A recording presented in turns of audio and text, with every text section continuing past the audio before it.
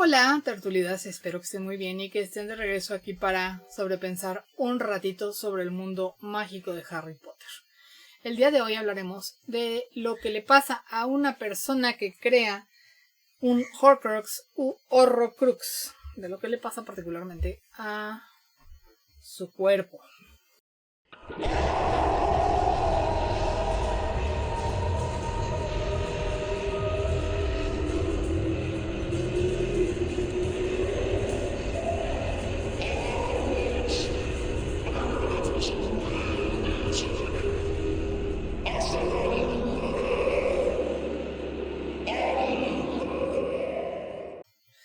Ya hemos hablado mucho en todos lados sobre esto. Incluso varias veces lo hemos hecho en este canal.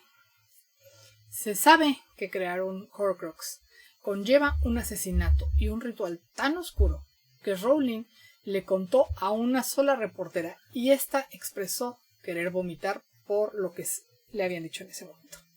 Declaró que no lo dirá a nadie más. El asesinato debe ser realmente desear quitarle al otro la vida, no por ayudarlo, sino realmente privarlo de la vida o provocar daño y sufrimiento. Lo más probable es que si la naturaleza de tu carácter es así, aunque intentes hacer un Horcrux, falles. Aún más probable es que ni siquiera lo intentes, ni estés dispuesto o dispuesta a llevar a cabo el proceso necesario, porque simplemente no está en tu naturaleza. Pero bueno, hablando de los magos conocidos que crearon Horcruxes por no sentir remordimiento al arrebatar vidas, como Herpo el Loco y Lord Voldemort, se sabe que sufrieron transformaciones físicas, además de la ruptura del alma que los condenó a existir sin poder ir más allá. Recordemos que Rowling es cristiana y cree en la vida después de la muerte. Después de morir, al ser seres viles y corruptos, ya no pudieron trascender. La transformación física en ambos casos fue para comenzar a asemejarse a una serpiente. Obviamente en el caso de Voldemort, era mucho más notorio cada vez por la cantidad de Horcruxes que creó.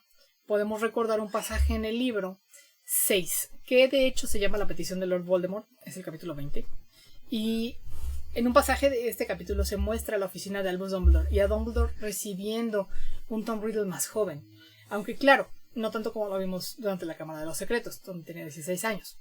Sabemos que Tom Riddle pide empleo y Hogwarts y se va a meter ahí y demás, pero ese no es el punto, sino que aparece aún más cambiado que en la memoria donde convive con Hepzibah Smith y que Harry viera un poquito antes también en este libro.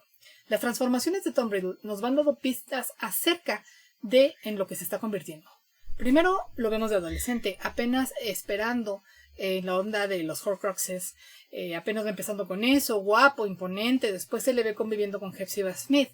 Aquí ya llevaba un tramo más recorrido y se ve más crecido y aún más atractivo y ya con el destello rojo en los ojos. Y después podemos ver al Voldemort ya completamente adulto, mucho más cambiado y aún relativamente joven, pero ya con rasgos de serpiente en la cara. Para terminar con el Voldemort totalmente corrompido y de apariencia poca humana y mucho más serpentina que conquistó Inglaterra, pero que no pudo con una prepa.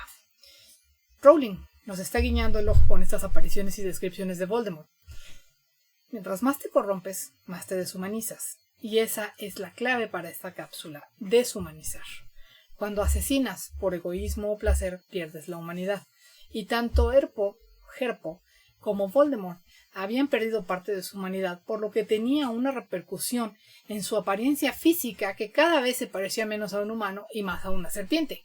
En el caso de Voldemort, cuando en el de Herpo era más leve porque al parecer solo creó un Horcrux. Ya la siguiente cuestión sería preguntarnos si en el mundo de los magos tenebrosos son más propensos a hablar Parcel y a identificarse con serpientes, porque pareciera que sí.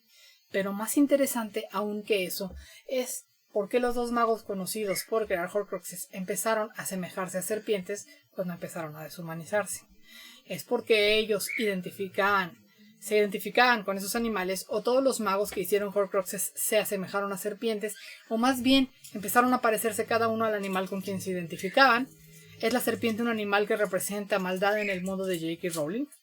O quizá la transformación te hacía parecer una serpiente, sin razón alguna, por mera casualidad. Ahora, actualización. Esta es la segunda vez que grabo esta cápsula, porque la anterior no me gustó cómo se escuchaba ni el tono demasiado rosado que tenía. Pero una seguidora, Chris Arm, nos cuenta su teoría sobre por qué, o su hipótesis, sobre por qué se asemejaban a serpientes, y me encantó su reflexión. La deducción de ella es que Voldemort despreciaba mucho tener vínculos con otros humanos y trataba de no tenerlos, de no depender de nadie ni de nada, de no querer a nadie, y al ser un mamífero, pues hay una conexión con tu madre por la forma en la que van pariendo, por la forma en la que te alimentas de ella. Los mamíferos estamos mucho más cercanos unos con otros, y ella nos dice que probablemente al convertirse en una serpiente iba a ser mucho más independiente y solitario. Entonces, la verdad es que me encantó la deducción de ella, la hipótesis que hace de por qué una serpiente, y quería darle el crédito de esto, dado que se me presentó la oportunidad de volver a grabar la cápsula. Muchas gracias, Cristian, por tu aporte.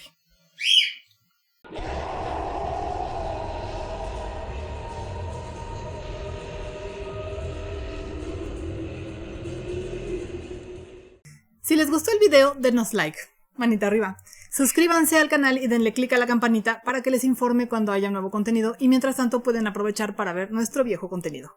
Además, estamos estrenando la nueva función de membresías, en que por un donativo mensual tan módico como ustedes lo decidan, podrán acceder a contenido exclusivo del canal y sus integrantes.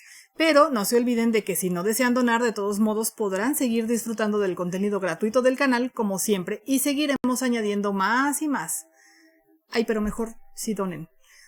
Si prefieren patrocinarnos por otros medios, para seguir creando contenido pueden ayudarnos donando en Patreon. La página es www.patreon.com/tertuliasmágicas, o invitarnos un café directamente por Buy Me a Coffee.